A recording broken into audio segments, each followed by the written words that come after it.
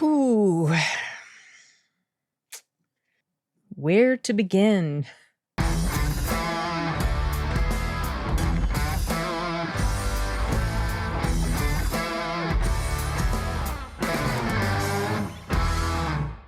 So I just finished watching True Detective Season 4, True Detective Night Country, a little bit ago, earlier this evening. It took me a little bit to get through it. So I'm thinking there are some things that I have forgotten along the way, because this is what happens sometimes with me. But it's weird. I have this strange mixture of feelings about it. When I first heard about the premise for this, the setup, the cast, or specifically Jodie Foster, and the location, I was immediately interested because I like the idea of that setting and the isolation of it all, and the fact that there's a mystery going on in this location. It was Ennis, Alaska. It just appealed to me on all levels. And the whole time I was watching it, I thoroughly enjoyed that aspect of this story, the location, the coldness of it all. It was like you could feel it in your bones. The weather was almost a character in itself, the atmosphere. And in one of the episodes, there was a really bad blizzard that was going on. And so, or maybe that carried through multiple episodes. But anyway, you could just feel the intensity of it. It came across that way to me. I was listening to it with my earbuds, and it was just like, ooh, I was feeling cold.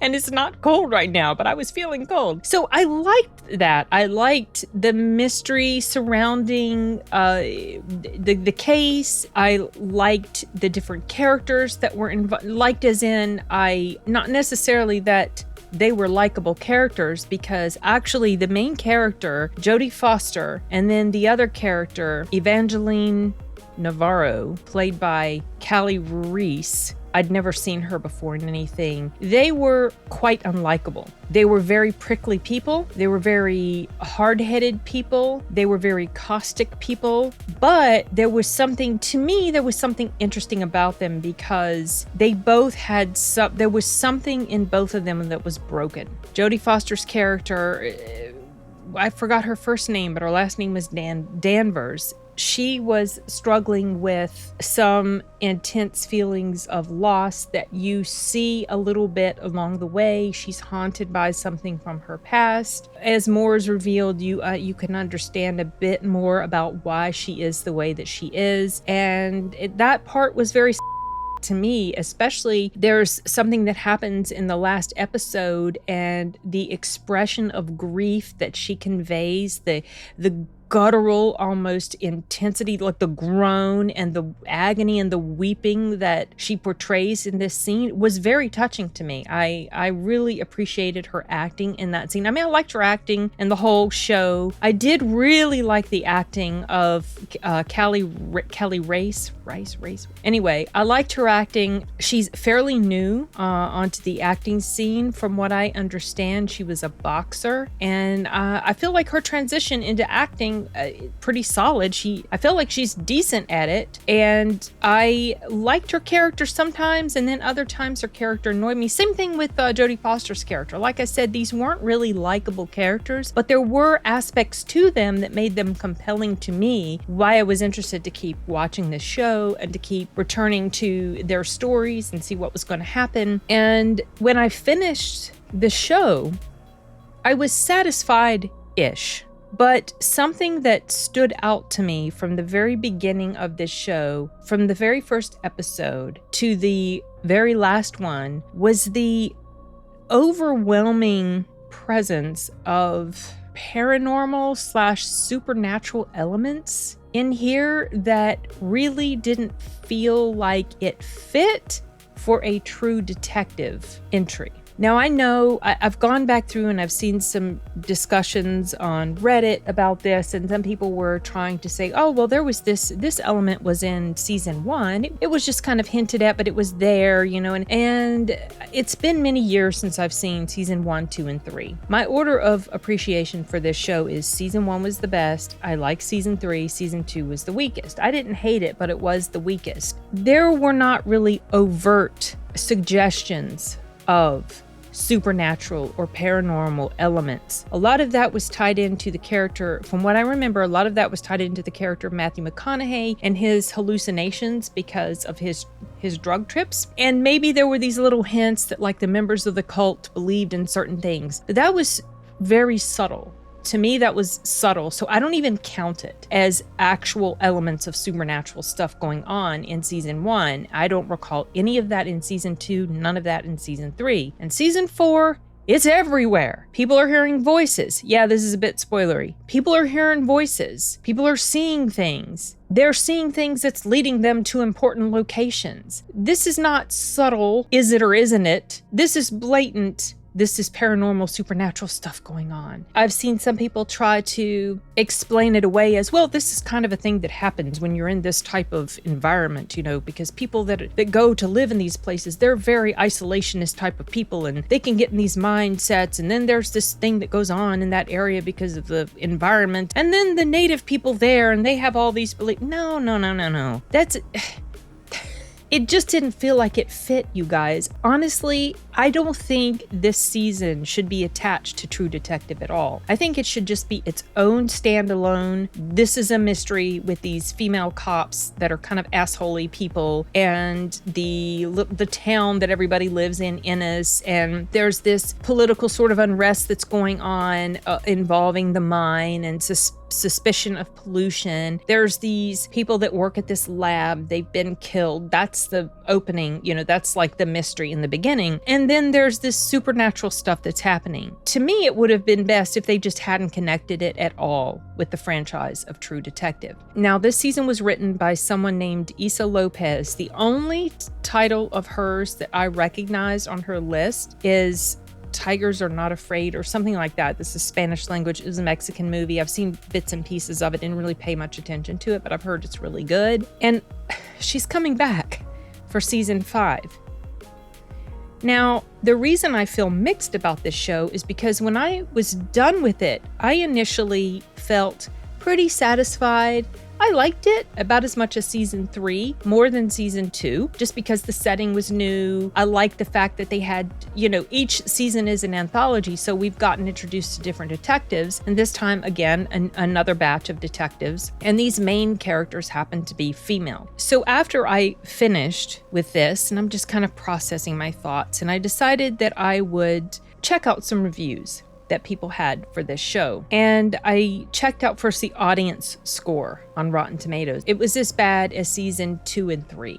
Now, I felt like season 3 was pretty solid, more solid than season 2. So I'm not sure, I haven't delved deeply into people's issues with season 3, but season 4, critical reviews on up there, but audience reviews are way down. And so I started to delve more deeply into the issues that people had. Now, because I was fresh off of watching it and I'd spread it apart a little bit, there were bits and pieces to this story that I had forgotten about or just kind of excused away throughout the course of my time watching it. So when I was watching people's reviews, I'm reminded, yeah, you know what? That really doesn't make any sense. At the time when I'm first watching it, I'm just going with the flow. There wasn't stuff that just jumped out at me and smacked me over the head with this. It has a big plot hole. Not at the moment, not at the time that I was watching it. The more I think about it now, the more I can see there were some issues with the writing cohesiveness. And it's unfortunate because I really like the premise of this story. I really like the setting. I like the atmosphere. I like the intensity of it. Like I said, I really like the Foley too, the sound of the people walking on the there's something I really enjoyed about that. And the acting, I like the different characters involved, recognizable faces that showed up. There were some things that I had marked as negatives, like when I started to notice that supernatural / paranormal stuff was a thing in here, I did put that under the con category because it just felt like it was so out of place. I also wrote down something about there was a wife of a young cop who works for Jodie Foster's character. His last name is Pryor. I forgot his first name. Anyway, his wife I felt like was being very unreasonable with him, and I did not agree with her side side of things at all with regard to the stuff that she was on it. Like, she didn't like that he was basically on call all the time. Whatever Danvers, Jodie Foster's character, whatever Danvers needed from him in the course of his job, he was ready to do it because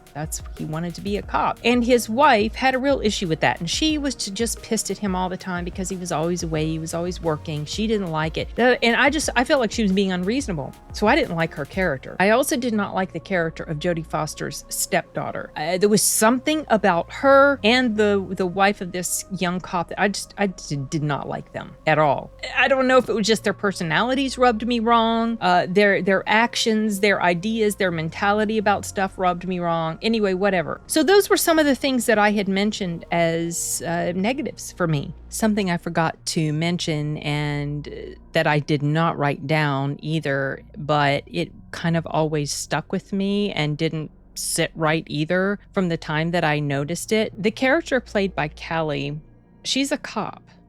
Take a look at this picture.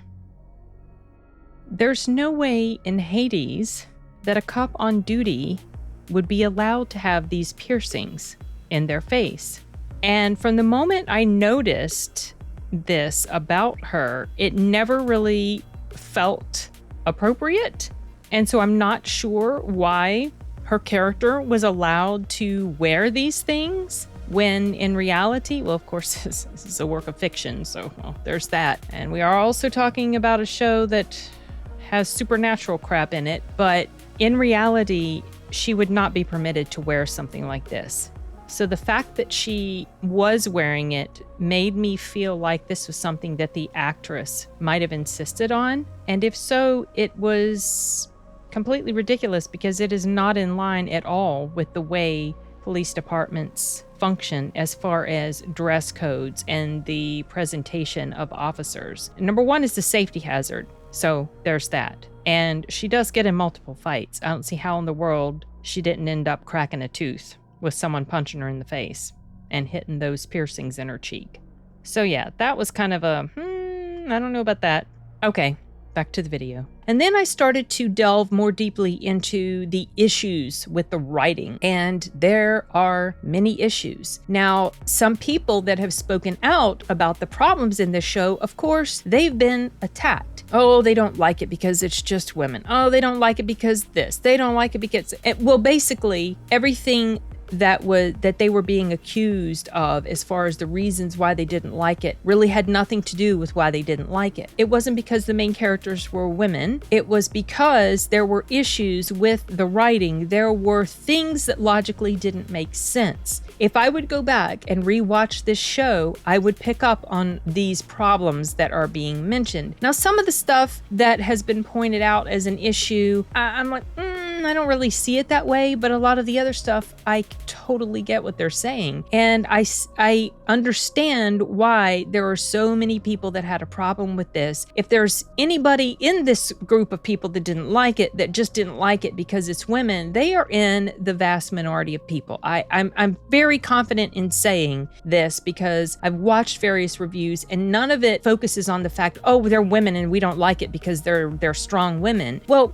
these were very flawed women, and I felt like in that regard, they were written pretty well. The problems were there are certain things that are shown, and then later something else happens or is shown that doesn't line up with what had been demonstrated earlier. I'll give you an example. There is a murder case from many years prior that is connected with the current murder case that's going on. They find a piece of footage of the victim right before this person was murdered. And then later, when you find out what it was that happened, this murder that took place, and it's demonstrated for us in like a testimony of someone that was there, it doesn't line up with the footage. It's like, did the writer forget? Did Issa Lopez forget that this had been shown, and yet what we see that really happened did not match with what we had seen? Like, you'll know it when you watch it. Now, at the time that I first saw it, I kind of just disregarded all that and just was going with it because stuff was just being revealed. All this stuff was just kind of coming at you. But now, looking back on it, I see, oh yeah, it's like she forgot there were details, or I guess she thought that viewers were going to forget certain details. Like me, I forgot. some stuff or just kind of brushed it aside because I was so caught up in what was happening in this particular moment as things were being revealed in the final episode.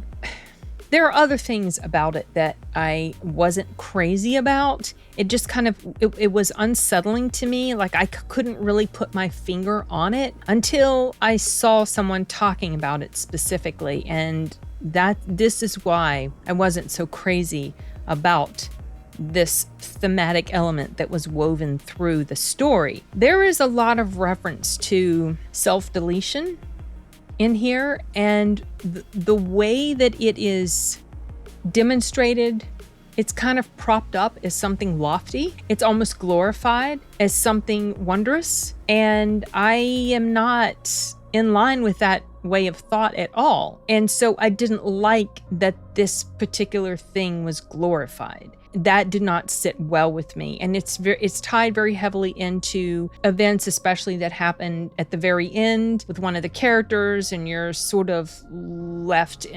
wondering, well, you could interpret it in different ways. That didn't settle well with me. Also, when it's revealed what happened that caused the murders in the beginning, the reveal, or some of the reveals in the last episode that explained this story to you, it felt a bit convenient how the characters involved happened to figure out something along the way.